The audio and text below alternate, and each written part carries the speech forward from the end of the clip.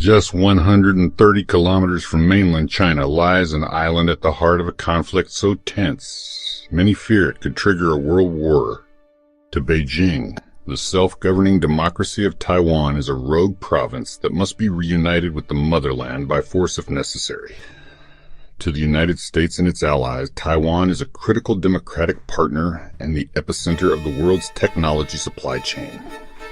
But beyond the saber-rattling of superpowers, what do the 23 million people who actually live there think? Are they a lost branch of the Chinese family tree, or have they forged a completely separate identity? Answering this means untangling a complex history of colonialism, war, and revolution to understand one of the most dangerous flashpoints on the planet. The entire conflict boils down to two competing stories. The first is Beijing's, a story of an ancient territory, temporarily lost, now destined to return to the motherland. The second is Taiwan's, a story of a unique identity forged in the modern struggle against authoritarianism, creating a vibrant and proudly independent democracy. To understand the present danger, we have to start with the past. For millennia, the island was home to Austronesian indigenous peoples. Large-scale Han Chinese migration only began in the 17th century when China's Qing dynasty annexed parts of Taiwan, but for 200 years, their control was limited and the island remained a remote frontier.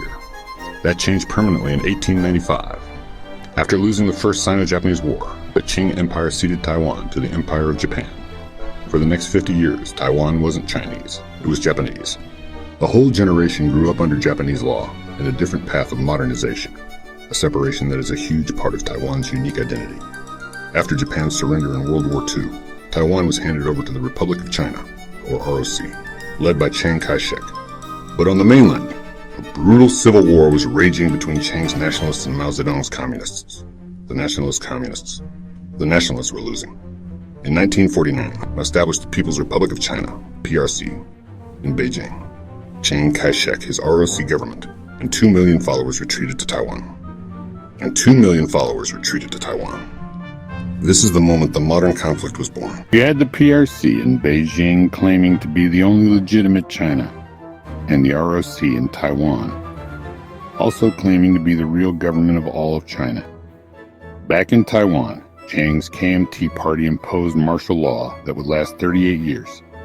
This era, known as the White Terror, was a systematic suppression of dissent, where tens of thousands were imprisoned or killed. The government forced a policy of sinicization, pushing Mandarin and mainland history to support the dream of retaking the mainland. Internationally, the tide turned against the ROC. In 1971, UN Resolution 2758 recognized the People's Republic of China as the only legitimate representative of China to the UN, expelling Chiang Kai-shek's representatives. Crucially, the resolution never mentioned Taiwan or its political status. The U.S. formally switched recognition to Beijing in 1979, establishing a robust but unofficial relationship with Taiwan through the Taiwan Relations Act.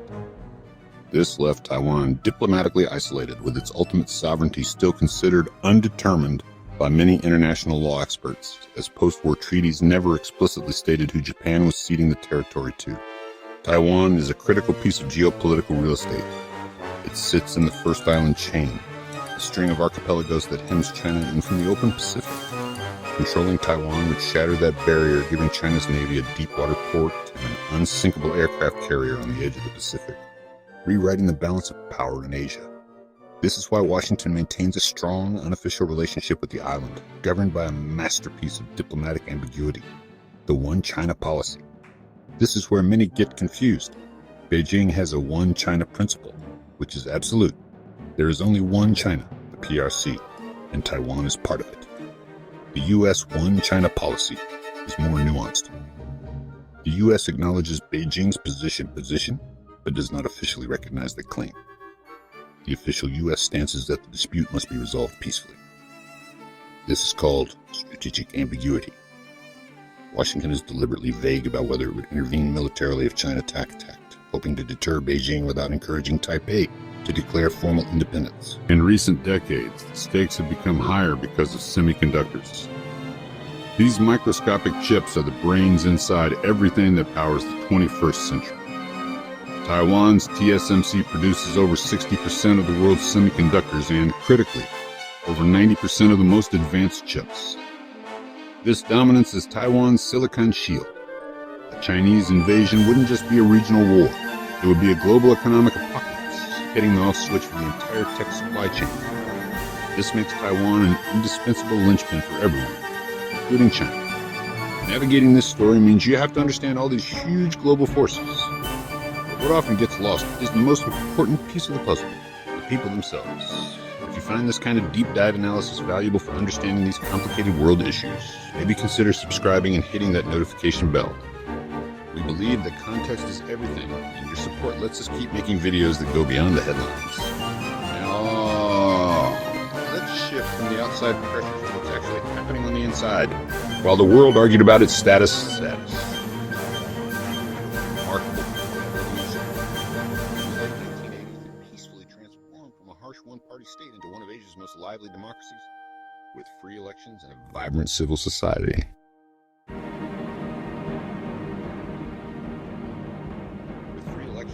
Civil society.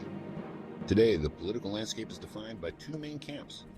The KMT generally advocates for closer ties with China, holding on to an idea of eventual peaceful unification. The Democratic Progressive Party, or DPP, emerged from the pro-democracy movement and champions a distinct Taiwanese identity, separate from China.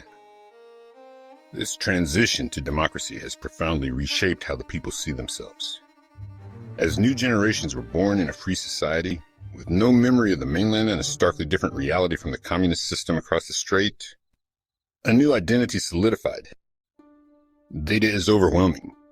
A recent poll found that 76.1% of people identify as Taiwanese. Less than 10% identify as primarily Chinese. For those under 35, the number identifying as solely Taiwanese is over 80%. This isn't just semantics, it's a fundamental difference in values. Taiwanese society is built on democracy, free speech, and human rights. It was the first in Asia to legalize same-sex marriage. For most, unifying with China isn't a family reunion, it's the prospect of surrendering their freedoms. So why not declare formal independence now? Pragmatism. Faced with an immense military threat, the overwhelming majority consistently choose to maintain the status quo. They are content with the current situation. Taiwan operates as a fully independent sovereign country, just without the formal declaration that would almost certainly trigger a war. It's a practical choice that masks the true sentiment. If forced to choose, a clear majority would pick independence over unification. So, is Taiwan Chinese or independent? The answer depends on which story you believe. From Beijing's perspective, the answer is historical and non-negotiable.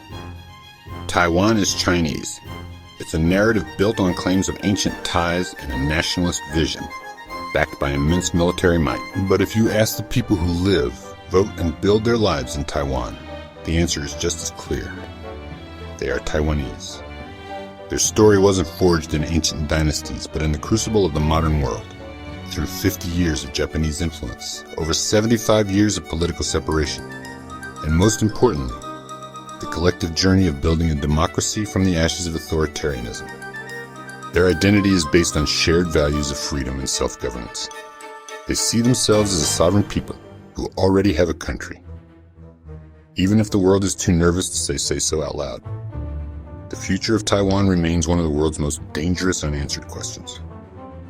It is a tense equilibrium held together by superpower rivalry, its silicon shield, and the profound democratic will of 23 million people, determined to choose their own future.